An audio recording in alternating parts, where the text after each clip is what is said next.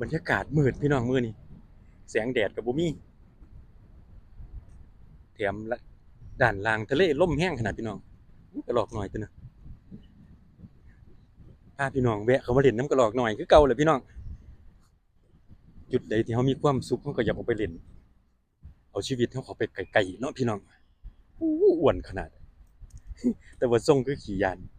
เพิ่นมาเฮ็ดหยังอยู่นี่เบิ่งคือย้านๆพี่น้องกินบ่ทั่วนี่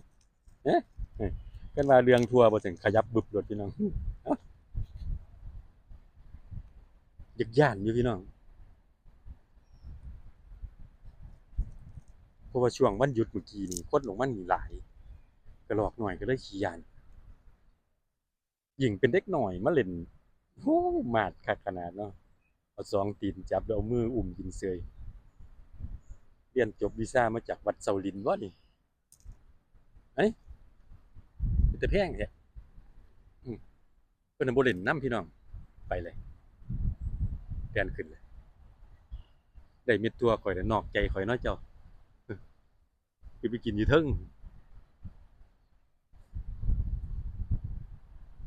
เนาะขูเม็ดตัวมาใส่ตาข่อยซะ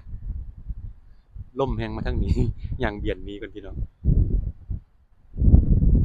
ลมพัดวือๆพี่น้องลมแรงเดี๋ยวผมสิพาย่างไปหาเด่นนำตัวใหม่ก่อนตัวนี้เพิ่นบ่เล่นนำเฮานอกใจเฮาเอาบักตัวเฮาไปกินแล้วก็ได้บ๊ายบาย